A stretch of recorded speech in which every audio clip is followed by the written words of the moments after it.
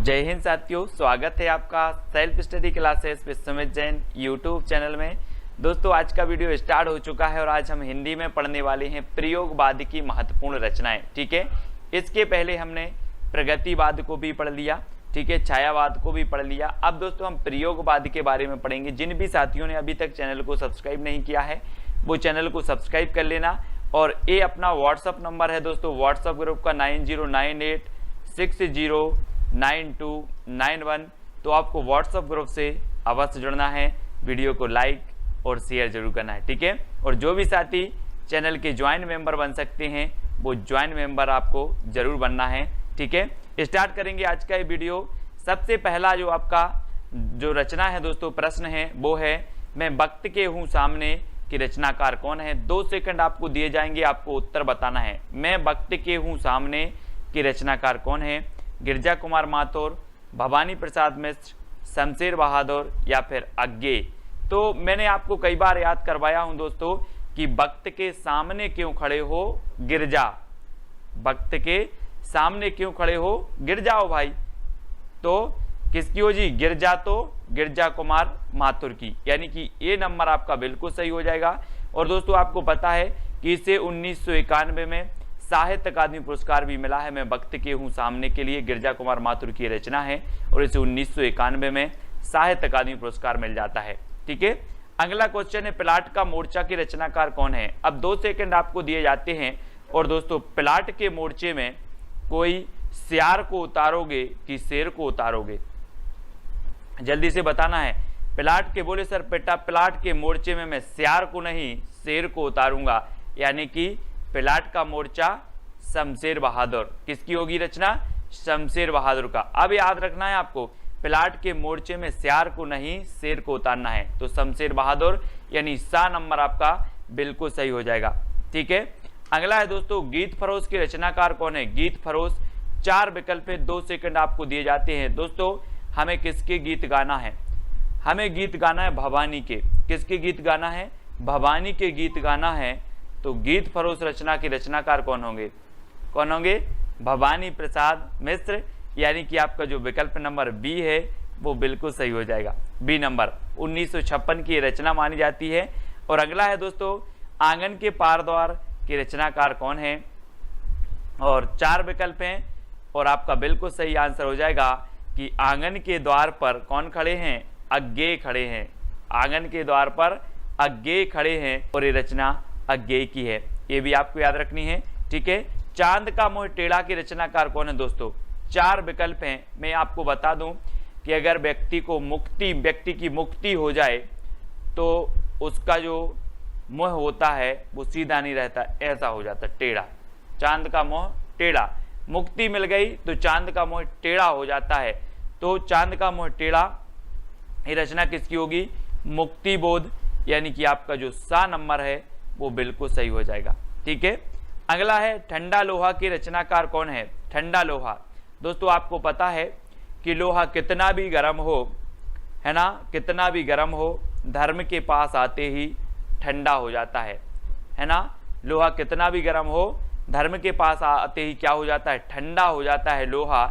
तो उत्तर आपका सही क्या होगा, धर्मवीर भारती। ये ठंडा लोहा रचना है धर्मवीर भारती, यानी बी नंबर आपका बिल्कुल सही हो जाएगा। ठीक है, काठ की घंटियां की रचनाकार कौन है दोस्तों। काठ की घंटियां, अब 4 विकल्प हैं, गिरजा कुमार माथुर, धर्मवीर भारती, सर्वेश्वर बहादुर, सर्वेश्वर दयाल सक्सेना या फिर अज्ञे। अब एक चीज बताना, काठ की घंटियां यानी कि बहुवचन में शब्द है, घंटियां यानी बहुत सी घंटियां। अब काठ की घंटियां हैं दोस्तों, तो इनका हमें क्या करना पड़ेगा, सर्वे करना पड़ेगा कि कितनी घंटियां हैं। सर्वे करोगे कि ऐसे ही बता दोगे कि 5 हैं कि 10 है, पहले काठ की घंटियां का हमें सर्वे करना है। तो काठ की घंटियां के रचनाकार कौन होंगे, सर्वेश्वर दयाल सक्सेना। ठीक है, कुआनो नदी भी इनकी रचना है। ठीक है, ये भी आपको याद रख लेनी है। काठ की घंटियां, जंगल का दर्द भी इन्हीं की रचना है। ठीक है, खूंटियों पर टंगे लोग भी इन्हीं की रचना है, इनको याद रख लेना है। सिर्फ सर्वे आपको याद करना, सर्वे, काठ की घंटियों का सर्वे करना है। बुनी हुई रस्सी के रचनाकार कौन है दोस्तों। आपको पता है दोस्तों, जब आप जाते हो कहाँ, भवानी के मंदिर में जाते हो, भवानी के मंदिर में, तो वहां पर इस प्रकार से आपको एक बुनी हुई रस्सी मिलती है है ना, हाथ में बांधने के लिए पचरंगा धागा है। बुनी हुई रस्सी आपको भवानी के दरबार में मिलती है। कहाँ मिलती है? भवानी के दरबार में। बोले सर भवानी के दरबार में तो बुनी हुई रस्सी मिलती है, तो ये बुनी हुई रस्सी के रचनाकार कौन होंगे? भवानी प्रसाद मिश्र, यानी डी नंबर आपका बिल्कुल सही हो जाएगा। ठीक है, अगली है दोस्तों, महावृक्ष के नीचे 1977 के रचनाकार कौन है? गिरजा कुमार माथुर, धर्मवीर भारती, अज्ञेय या फिर भवानी प्रसाद मिश्र। महावृक्ष के नीचे, है ना, हम बोलते नहीं है कि वहाँ वृक्ष के नीचे कौन सोया है, आप बोलोगे अज्ञेय, पता नहीं। वहाँ वृक्ष के नीचे, महावृक्ष के नीचे या फिर वहाँ वृक्ष के नीचे कौन सोया है? अज्ञेय, पता नहीं। अज्ञेय, तो ये अज्ञेय की रचना है, महावृक्ष के नीचे अज्ञेय। ठीक है, सा नंबर आपका बिल्कुल सही हो जाएगा। अगला है, सपना अभी भी के रचनाकार कौन है? 2 सेकंड आपको दिए जाते हैं दोस्तों। सपना अभी भी है काय का? धर्म करने का।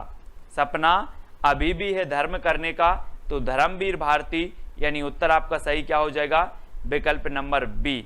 ठीक है, आपने पढ़ा होगा दोस्तों, गुनाहों का देवता, सपना अभी भी है, ठंडा लोहा, ये सारी रचनाएं धर्मवीर भारती की हैं, जिनको हमने ट्रिक से कई बार याद करवाया है। खूंटियों पर टंगे लोग, अब दोस्तों एक चीज बताना कि खूंटियों पर टंगे लोगों का हमें क्या करना पड़ेगा? सर्वे करना पड़ेगा, तब हमें पता चलेगा कि खूंटियों पर कितने लोग टंगे हैं। तो खूंटियों पर टंगे लोग का क्या करना है? सर्वे। तो सर्वेश्वर दयाल सक्सेना की ये क्या हो जाएगी? रचना हो जाएगी। ठीक है, अगला है, शिलापंख चमकीली के रचनाकार कौन है? दोस्तों एक पक्षी था, उसने बोला कि मेरे जो शिलापंख थे वो बहुत चमकीले थे, अब क्या हो गए हैं? गिर गए हैं, है ना। आपने जटायु का नाम सुना होगा, बोले मेरे पंख शिला चमकीले थे, अब गिर गए हैं, गिर गए, है ना। तो शिलापंख चमकीले, एक किसकी रचना होगी? गिरजा कुमार माथुर। गिरजा कुमार माथुर, यानी कि ए नंबर आपका बिल्कुल सही हो जाएगा। ठीक है, अगला है, कामायनी एक पुनर्विचार की रचनाकार कौन है? दोस्तों आपको पता है कि कामायनी एक पुनर्विचार, और बहुत सारे लोग मुक्ति के लिए कहते हैं, मुक्ति मिल जाए भगवान, एक बार पुनर्विचार कर लो, है ना। कामायनी पुनर्विचार, कामायनी एक पुनर्विचार, काय के लिए? मुक्ति के लिए एक पुनर्विचार, तो मुक्ति बोध की रचना हो जाएगी कामायनी एक पुनर्विचार। चांद का मोह टेढ़ा भी इन्हीं की रचना है, ये आपको याद रखनी है। अगला है दोस्तों, दोआब की रचनाकार कौन है? दोआब, 4 विकल्प हैं, और दोआब के जो रचनाकार होंगे वो कौन हो जाएंगे? वो हो जाएंगे शमशेर बहादुर। शमशेर बहादुर, यानी सा नंबर, है ना।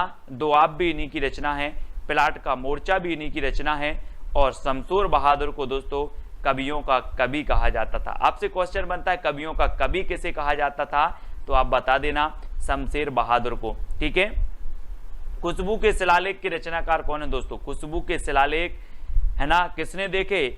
भवानी ने देखे। खुशबू के शिलालेख भवानी ने देखे, तो खुशबू के शिलालेख के रचनाकार कौन होंगे? कौन हो जाएंगे? भवानी प्रसाद मिश्र। ठीक है, खुशबू के शिलालेख किसने देखे? भवानी ने, तो भवानी प्रसाद मिश्र खुशबू के शिलालेख। ठीक है, अगली रचना है दोस्तों, भग्नदूत के रचनाकार कौन है? भग्नदूत, अगर मैं आपसे पूछूं कि कितने दूत भग गए? भग्नदूत, भग्नदूत यानी कि भगन तो भग गए, दूत भग गए, है ना। तो कितने दूत भग गए? तो आप बोलोगे सर अज्ञेय, पता नहीं कितने दूत भग गए, है ना। तो ए, है ना, ए हो जाएगी अज्ञेय की रचना भग्नदूत। ठीक है, अगला है, भूरी भूरी खाक धूल की रचनाकार कौन है? दोस्तों आपको पता है कि जब व्यक्ति को मुक्ति मिल जाए तो उसकी ये जो भूरी भूरी भूरा भूरा शरीर है, ये सब खाक धूल में मिल जाता है। भूरा भूरा शरीर खाक धूल में मिल जाता है, जब मुक्ति मिल जाए तो ये भूरी भूरी खाक धूल रचना के रचनाकार कौन होंगे? कौन हो जाएंगे? मुक्ति, क्योंकि मुक्ति मिल जाए तो भूरी भूरी खाक धूल, है ना। अगला है दोस्तों, धूप के धान की रचनाकार कौन है? और धूप के धान आपको पता है दोस्तों, आप अगर गांव में रहते हैं तो धान अगर अच्छी बारिश हो जाए और मिट्टी बहुत ऐसी हो जाती, बहुत पानी हो जाता है मिट्टी में, तो धान गिर जाती है। धान क्या हो जाती है? गिर जाती है। तो धूप के धान, धान बोले सर गिर जाती है, तो गिरजा कुमार माथुर। गिरजा कुमार माथुर, यानी कि ए नंबर आपका बिल्कुल सही होगा। ठीक है, अगला है, जंगल का दर्द की रचनाकार कौन है? अब दोस्तों एक बात बताना, जंगल में बहुत सारे पौधे हैं, और जंगल का दर्द आपको कैसे पता चलेगा? कैसे चलेगा? जब आप क्या करोगे? सर्वे करोगे। बोले सर जब हम सर्वे करने जाएंगे जंगल का दर्द क्या क्या है ना, तभी हमें जंगल का दर्द पता चलेगा।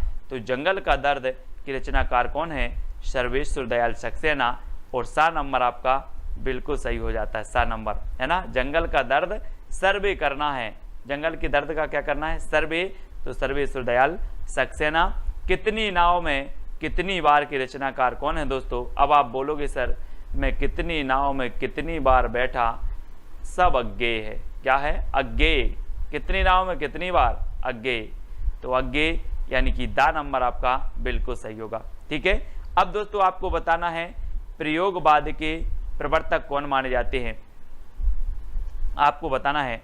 ये दोस्तों इसी रचना के लिए मिला है इनको ज्ञानपीठ पुरस्कार, कितनी नाव में कितनी बार के लिए, है ना। इसको याद रख लेना। और प्रयोगवाद के जो प्रवर्तक माने जाते हैं वो कौन माने जाते हैं, ये कमेंट में चैलेंज प्रश्न है, आपको लिखना है। गिरजा कुमार माथुर, धर्मवीर भारती, सर्वेश्वर दयाल सक्सेना या फिर अज्ञेय कौन माने जाते हैं, ये कमेंट में सभी लोग लिखेंगे। जितने लोग भी देख रहे हैं वीडियो को लाइक करें। और इसके पहले बहुत सारे वीडियो आपके डल चुके हैं दोस्तों, हिंदी साहित्य ट्रिकी वीडियो, मोस्ट इंपॉर्टेंट कई वीडियो डल चुके हैं। आप प्लेलिस्ट में जाके देखें हिंदी साहित्य ट्रिक्स, है ना, तो जरूर देखेंगे। और जो भी साथी अभी तक व्हाट्सएप ग्रुप से नहीं जुड़े हैं उनके लिए 9098609291 ये नंबर है दोस्तों, और व्हाट्सएप ग्रुप से जुड़ जाएं। ठीक है। साथ ही Telegram group IAS study track. और दोस्तों वीडियो को लाइक और शेयर अवश्य करें। आज के वीडियो के लिए बस इतना ही। जय हिंद।